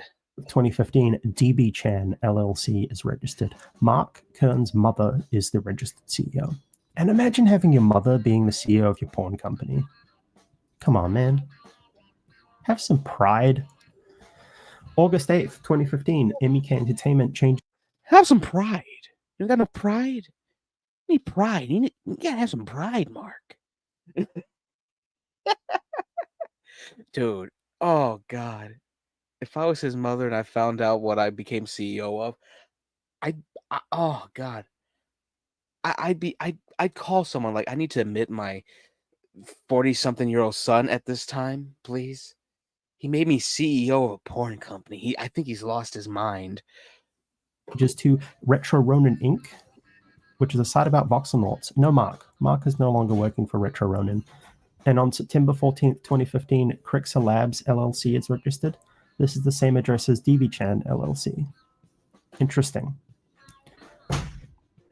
My question here is why? It seems legally sketchy to register two LLCs under your 80-year-old mum's name. My working theory is that this is a tax shelter and it allows him to report that he earns zero or less than the personal income required to be taxable by law, and then he can report any additional earnings to his LLCs. He can then write taxes down by saying his revenue did not exceed his annual expenses. He can say his business spent more than they earned, not pay a dime on the money. This is classic tax fraud. Again, California AG would love to have this information. October 19th, 2015, Debbie floats the idea of creating an online cat fight game, likely thing for Mark to do. November 2nd, 2015, the Patreon for Foxy Fighters is launched. It maxes out at $57 a month, and it's eventually paused in 2020. November 16th, 2015, Cameroon. That's one thing. A lot of people brought up, like, oh yeah, you said that you were this person. This is only 5 years ago that you had Foxy Fighters go. You like you brought it back in 2020. The one thing that gets me about the whole Gooner Nomicon thing, please send it to the California AG. Please. Let's light this candle already. Don't just say, oh, I think they would love to have this. Send it to them. Send it to the AG. Because that's, you're basically like, I don't know how to put it. It's not blackmail, since it's all public anyway. Anyone can look it up. It's just, probably oversight and all that. Send it to the AG. Let's see what happens. Light the fucking candle already. Because otherwise, it's just like, okay, yeah, we're just clowning him. And I love cracking the jokes about Grummz. But yeah, it after everything we've gone through when it comes to these idiots, like, stupid games win stupid prizes. He's been playing the stupid game for the longest fucking time. He made the stupid game. So just send it already. Jesus Christ. Arun Wildebeest is a prolific artist working in the catfight scene. They've passed away. His hard drive is too damaged to recover, and a terabyte of catfight art is lost forever. November 20th, 2015, Mark's wife disappears from social media as far as we can tell at this point. Until then, she'd been quite a big cheerleader for him in the online space. So just kind of putting it in here as a marker, really. December 9th, 2015, he leaves Gamergate after being kind of too transphobic. And he does drop a couple of F-slurs, so good job. Oh, yeah. No, sorry, he doesn't drop the F-slurs. People on Kotaku and Action do, but they're mad that look, these people are all sad and need jobs. December 17th, 2015, Mark does interview to promote his free speech organization. He's still trying to keep League of Gamers going at this point, and Voxelnaut's Twitter comes out and alleges that Mark stole money from Voxelnaut. So that's where that money went from that seed funding. Jan 16th, 2016 on freecatfights.com, they've been filming fights with a Red Dragon camera. Now that's interesting. Are these the same Red Dragon cameras that Red 5 had in their studio? I raised this earlier in the video. They had 3 Red Dragon cameras in their possession worth $50,000 each. That's the whole rig. That's not just the brain. The brain's about 20. $150,000 for 3 cameras. Jesus Christ. We have evidence that Mark was in possession of Red accessories at his personal lockup in California after he had left Red 5. Are they the cameras? Did he abscond with them, or did he purchase them with some of his pilfered MEK Entertainment money? I'm not alleging anything specific here. I am asking questions. What is fascinating is that he had access to these same cameras that Red did after he left Red 5. I'm asking questions, Dan. Remember that tax fraud discussion? It's at this point that Mark is hit with a lien for $265,133.88 for unpaid tax from the years 2011, 2012, and 2013. Excuse me for messing up the 2013 to 2015 on this slide. I'm not going to fix it. May 2nd, 2016, Debbie Chan posts on Twitter looking for models, promises good conditions and a full makeup and hair crew. May 25th, 2016, Kern goes to the Firefall subreddit telling people they should kill the game so that he can buy back the IP for cheap, which is kind of sad to me. It's still an active game at this point, but you're actively trying to kill it so you can buy and get it back because you're mad you got ousted. He can't let it go, can he? May 29th, 2016, he delivers a petition to restore vanilla World of Warcraft to Blizzard. This is kind of his other big claim to fame in modern day. And June 11th, 2016, the legal compliance page for foxyfighter.com lists the mailing address for DB Chan LLC as the same address that Crixer Labs is registered to. I've censored it here, but that is fascinating. You can't deny that DB Chan Foxy Fighters, that's Mark. It is Mark. June 27th, 2016, Make Ember, a spiritual successor to Firefall, is posted on change.org by Mark. That does hit 4,700 supporters. So, let's make Ember. He has that part I don't get. Change, you went to change.org to why? Tell me to make my game. Like, what the fuck? Oh my god. Or it could have been at least worded right or better. Oh god. Yeah, he oh my. He's such a fool. God. Camera equipment. He posts camera equipment to Flickr. Lenses here are a match to the photos shot for Foxy Fighters. And we see the red accessories I mentioned earlier. This is all in the same location, all shot on the same iPhone. Just the thought. August 29th, 2016, Ember, massive planetary wargame Indiegogo campaign is launched. $5,000 goal, raises $23,000. September 14th, 2016, Ember Milestone 2 campaign is funded on Indiegogo. November 29th, 2016, puts his first adult video on clips for sale. This is his account and it's linked on the Foxy Fighters site. This is him. This is what he is selling. Note, an anonymous user eventually replies, is this a Mark Kern product? Deplorable. I want to know who this person was. What did they know? This is in 2017. Someone knew about this 8 years ago? How did they know? Anyway, July 3rd, 2017, MEK Entertainment is formally closed, and July 5th, Ember is funded for $170,000. So that's $114,000 between both Indiegogo and PayPal donations. That's over $20,000 goal. Grummz promises a playable mock-up in 6 months. Kickstarter for a full game a month or two after that.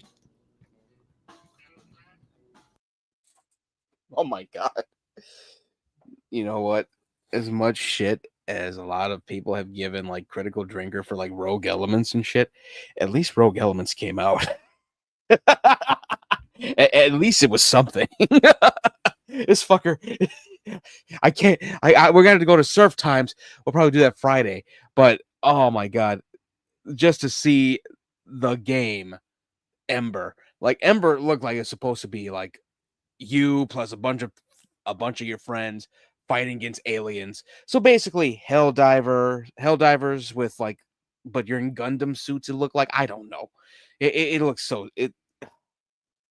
Nice concept. Horrible execution. Oh god, that note though, LMAO. I'm screenshotting that on my phone. Anyway, September 13th, 2017, Mark's mum issues a certificate of cancellation for DB-Chan LLC. So, see you, DB-Chan. Thanks for your service, Mark's mum. And on July 24th, 2018, Ember begins selling upgrades to M3 backers as a limited time offer until the Kickstarter later this year. May 20th, 2018, a child support motion is filed by the state of California. Mark and his wife had been separated for a while. He had referred to her as his ex-wife in the Ember Discord, but they had reconciled at this point, according to another Twitter post from him. But this is obvious proof that they did separate at one point. And do you think the reason she left is because she found out about the adult entertainment gig, or maybe she found out about the tax fraud? Just a question. The timing makes sense with her leaving, him trying to go all in on the DB-Chan LLC, much to think about. So, March 1st, 2019, Debbie resurfaces. Like, this is when this was archived, but obviously the post was on January 3rd, 2019. The way Mark has been juggling, the way Grummz has been juggling this game, plus Firefall, plus all this shit, man, it's almost like Split. Grummz, do you run the site Foxy Fighters? That's not me. That's Debbie. And it's just him in a dress. Or should I say bikini? Now you must suffer. Grummz in a bikini. Yes, think about it. Or don't. Think about it. That's what we call Inception right there. Come back on freecatfights.com and ask if there's a demand for Foxy Fighters to come back. 7th of March 2019. Well, Mark admits that his original 3D artist left and he's had to teach himself how to do 3D modeling and build the main character of Ember. He's never made a game this way before, so he's trying to do it all without any outside investors. And at this point, you should have realized it's a scam, team. So no one is a full-time employee on Ember. This is a solo project. An MMO is a solo project for him. And come on, team. Anyway, 28th of June 2019, Ember first playable is achieved. Looks like a character for Foxy Fighters. Oh, God. You know what? Here's the thing. A lot of people give Hideo Kojima so much shit. But as someone who's, I sided with Kojima for the most part when it came to him leaving, getting fired from Konami and basically Konami screwing us out of Silent Hills and all that. At least he had a team that loved working with him. From what we've heard in this video, no one at Blizzard or at the other friggin' thing, either company he tried to make, they did not like him. Apparently, and we now know why. Like Grummz, it's not because the games are woke, it's because you're a fucking asshole. Like, what do you want me to say? Like, that's literally what it is. Like, you could have actually made this game actually playable. It could have been like basically your version of Helldivers, but with mechs and all that. Helldivers meets Titanfall, but you're the only one making this. It looks like it's on the PS2. Firefall's on Steam. You tried to dunk on Assassin's Creed Shadows. Social media guy fucking ratioed you to Kingdom Come. And then you're like, oh yeah, well, my game has done numbers. Your game was on there for the longest time. Of course it's going to do more numbers. Like, what's wrong with you? Like that's my little thing to Grummz. Like, I remember when he was still going on about one of these games, calling it woke and all that. It was another game I was waiting to play, and I said, "Don't you have child support to pay?" like that's how much he's such a despicable fucking goblin of a man. Play. Achieved. Gamers. Finally. 20th of August 2019, Foxy Fighter blog is offline. The DNS update needs to be required. Like, that's pretty simple, but this takes him a while. On the 5th of February 2021, Foxy Fighter is back online. Well done. Grummz is kind of wanking around at this point. He claims that he's not working on the game due to family reasons, but he's still just kind of shitposting on Twitter. And on 2nd of August 2021, Debbie releases a story called The Date. So while he's meant to be working on his crowdfunded game, he's actually just written adult literature on the crowdfunder's dime. And this is where that like violent sexual fantasy stuff comes in. 1st of December 2021, the Foxy Fighter URL lapses. A domain squatter grabs it for a hot minute. And 2022-2023, Grummz continues to radicalize himself on Twitter.com. The rate of his posting rapidly increases as he tries to make himself one of the big culture warriors. And he's deleted a lot of that stuff now. A lot of his tweets are in existence back past 2023, but his rate of tweeting has done nothing but increase even since then. 30th of Jan 2024, Debbie makes her last login on freecatfights.com. God bless. Foxy Fighter URL, still squatted. 26th of March 2024, Grummz tweets, bring back Rumble Roses. This is relevant because that's also Debbie's favorite game. And again, this is the one part where I agreed with him. But my thing is, make it an actual wrestling game, not just something for horny-ass teenagers. I was a horny-ass teenager when I played Rumble Roses. I got Rumble Roses XX also, which was just like a reboot, kind of. It added like 2 new characters plus a created character. That was about it. But as far as I'm concerned, like we're at this renaissance thing when it comes to like women's wrestling. We have a lot of big names like Rhea Ripley, fucking superstar. Tessa Blanchard, like everyone knows about Tessa Blanchard. I think, the whole thing is, I feel like she's a superstar in the making as well. Taya Valkyrie, Toni Storm. We got Saraya back, Paige, she's back. Like a lot of these female wrestlers now could be in the next Rumble Roses, mocapping, actually doing some cool ass stuff for the game. It could actually be on the same level as WWE 2K25. Konami ain't going though. Hell, NJPW has a lot of cool women's wrestlers also that are just hardcore. Like, Jesus Christ, the most simple move looks like a horrifying bump. Like, I agree with Grummz on that, but on my own little thing about it, him, as we all see, he is a creep.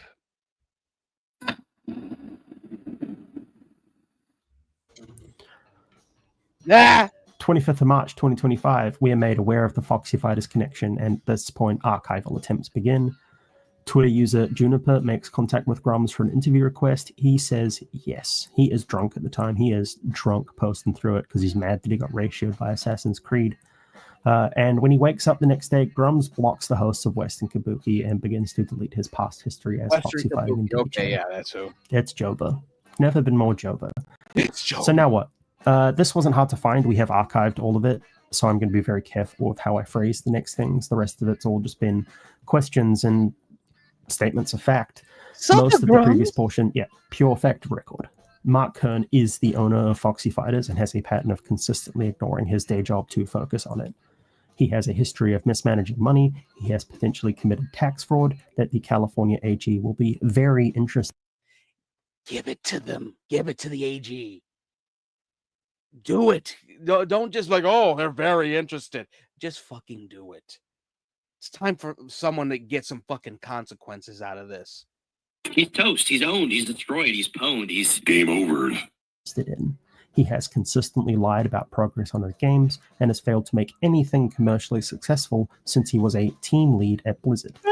It is my opinion that these games at Blizzard succeeded despite him rather than because of him.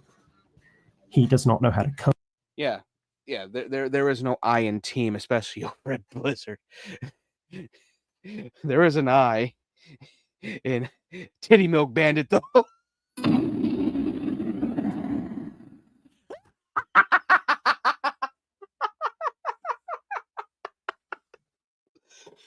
code. He does not know how to texture models. His animations are based on 2 keyframes with 3 other frames of animation. He will always have an excuse for his failure after failure after failure. This man is sad. If you keep funding him or supporting him, you are willingly throwing your weight behind someone who has deceived and defrauded thousands of people while trying to position himself as a savior of gaming. There are people in the Ember Discord who have said they are afraid they are going to die before the game comes out. This is all for the purposes of lining his pocket and making some really bad pornographic material. And I feel sad for the guys that are about to die. They are just desperate to play this game. They want... There are certain games that I'm afraid that I'm gonna die before it comes out. That ain't one of them. Dude, if I ever saw someone go, oh man, I might die before Ember comes out, I might just actually oblige them. Joke, of course, in Minecraft, the movie. But oh god, dude, imagine like falling for this fucker's grift. Oh man, Christ.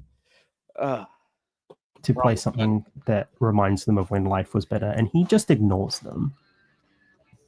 His only goal right now is to get engagement from Elon Musk. He is deep-throating that man so hard that his throat is going to recognize the veins. I hold on. I have something for that. That is yikes.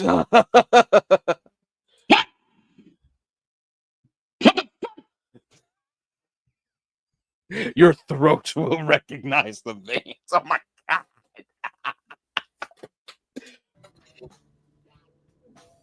That's his life now. He's not making a game. He keeps saying a Kickstarter is coming. This is a great year for Ember. It's not. He does not know how to make a game. His one hope is that Daddy Elon notices him and throws a few $1 million at him to hire people who actually know how to make a game.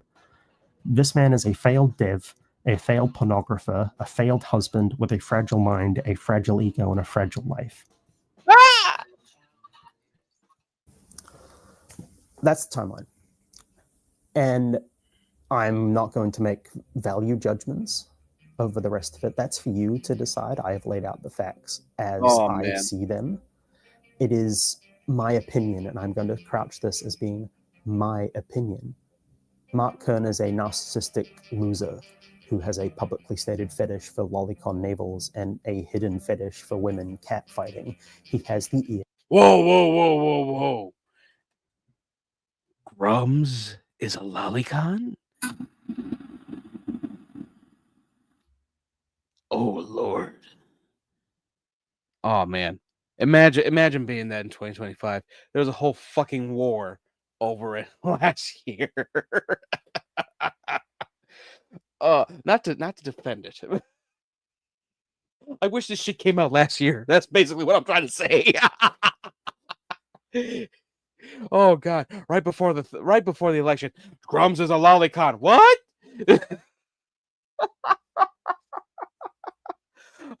Allegedly, we don't know. Well, you know, from looking at that, it's there. It has to be.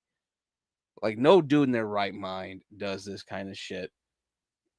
And then he tried to, like, him and all those fucking chuds tried to gaslight, like, I can't believe the left is going after you for this. No, they're not. It's more of an irony thing. If anything, they're going after him for the tax fraud, going after him for being like a fucking failure of a game developer that you all are just like hoisting up as if he was shot from the ramparts. Like he's the little kid from Les Mis, Gavroche. Like he's like that. Yes, I just fucking did that. I watched the Liam Neeson Les Mis. Leave me alone. Yeah, at least occasionally, of the richest and most powerful man in the world. What he gets out of this video is what he's going to get. People are going to know everything they need to know about him, and they can make decisions from there. Mark runs targeted harassment campaigns against devs that he deems as woke, and he buys his own likes on X.com when he gets ratioed by Assassin's Creed's community manager. He has pilfered and absconded with at least $1.6 million of funding for not one, but 2 failed games, and we have ample evidence that he's also absconded with extremely expensive video equipment to shoot his adult video side hustles. He is nothing if not a sad, lonely man who is desperate to leave a mark. Any mark on... See, that's the thing that gets me. A $50,000 camera for porn? Like, really? Like, I bet if I like message Charlie Class, like, hey, what kind of camera do you use for your stuff? Just like a normal iPhone, right? He'd probably tell me, yeah, a normal iPhone. I mean, a $50,000. You don't need that shit. What the fuck you filming? Lord of the Rings, the XXX cut? Get the fuck out of here. The world, because he knows his career as a game dev is worth less than a cold turd on a hot dog bun. You now know everything about him. You know his business dealings, his motivations for hustling people out of $1.6 million. He is, in my opinion, a pervert of the highest order who has taken advantage of the goodwill of his fans, taken advantage of their bubbling rage, and he has taken advantage of his own family. And I think more people should know and understand this. Have a nice day. Oh, man. Great job from I gotta get MLYP. Almost said YMLP. I don't know why. Great job from MLYP. Almost did it again. Great job to Western Kabuki for actually dropping all that. God damn. Then that was last week. That was stuff from last week. You know, more shit has come out. We'll look at the stuff Friday. Eric's gonna be like, I forgot. But I'm like, don't worry about it, dude. You probably had work the next day. Don't worry about it. But yeah, this has been the S-TierCast. It's a quick one. You know, we really didn't have much gaming stuff. I do know. Yeah, yesterday. Not last night, because if Eric had voice messaged me like last night at like friggin' 9, I was knocked the hell out. I was out for like at least 12 hours. But he goes, dude, I gotta find a different game. I got a 30 kill streak on Call of Duty. And I told him, oh, you were a little sweaty, huh? Meanwhile, my ass is like level 41 on Helldivers 2. Just grinding away. I'm like, when is everyone going to play Helldivers with me? Oh, man. Yeah, it was, man, Grummzy. You're done. It's done. It's over. It's so over. Like, this is where we learn about humility. Man, all right. So I think that is it for this episode. A nice little solo episode. Got through the whole video. Because, you know, and this ain't on Eric. Eric is like, I'll watch this later. That's how he is. That's how I am too. But I'm like, we can actually bring videos to this. Not music videos, mind you, but just normal videos. Oh man, I've been looking at a lot of this stuff. I did see the whole thing with Eric July. He's supporting AI art. Here, I'll put it this way. That's one thing I actually do agree with him on.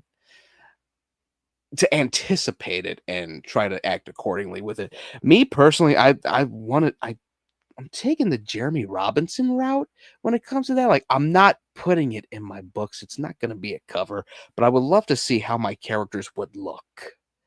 That way, I have a visual aid for myself.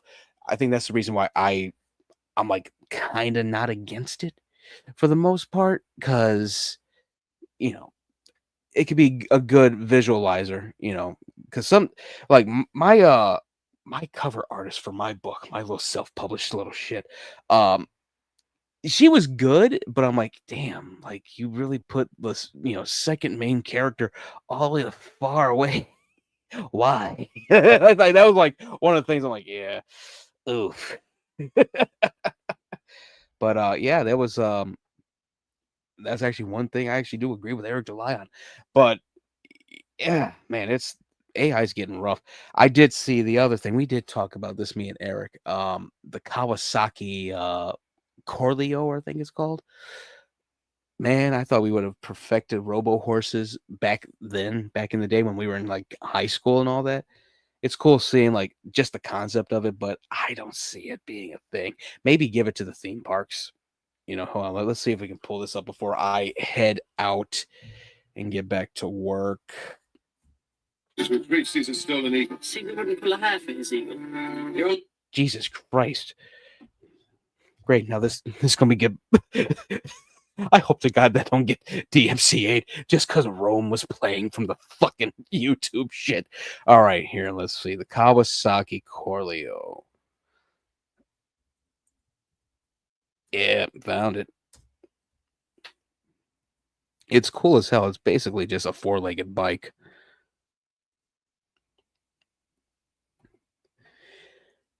Let's see. Open image, a new tab. Give me good. Well, everyone's seen it, I do believe. Don't matter if it's the low res. Cool little concept. It's still going. There we go. Yeah, it's a cool little concept. I would get it. I just hope the weight limit isn't too bad. Well, I'm not horrendously fat like our favorite lolcows, but Jesus Christ, I'm working on it. Yeah, it looks cool as hell. From the video though, I'm like, wow, this thing's gonna be fast. No, it's not. We don't have servos like that. I don't think we don't even have. It's supposed to be hydrogen powered. That is never happening. Like that's unless they figured it out. I don't see it happening. It's a cool idea, but nah. But it's cool. It's all right. All right. Let's see. Yeah, so this has been the S-TierCast. Sans Eric. Hopefully Eric is back Friday because we do have one music video dropping. What's it called? It's from Ghost. I think it's called Lacrifa. Jesus Christ. YouTube Reels sucks. Here, I think I have the thing set up for it. Let's see. Oh, Hailstorm dropped a new song, of course. We're just gonna talk about Lacrifa though. If not, we'll just do a little review on Instagram. Let me see. Yeah. Shit. I just had it. I know Breaking Banquet's having a field day with this whole thing with Jordy. Where's it at? Where's it at? Just give me the date. What? See, every time I find it, yeah, no, La Crema, Lacrifa, La Crema, Lachryma. Can't wait to see it. Get to see Papa Vive Perpetua finally sing in front. And it's just Tobias in a half mask and face paint, which I'm glad he's finally foregoing that at least. That must have been hell wearing those damn realistic masks. All right. So, yeah, this has been the S-TierCast Gaming Talk Wednesday. I think that's a better title for it. It's a gaming news because we're just talking different things in gaming. All right. See you all later. Bye-bye.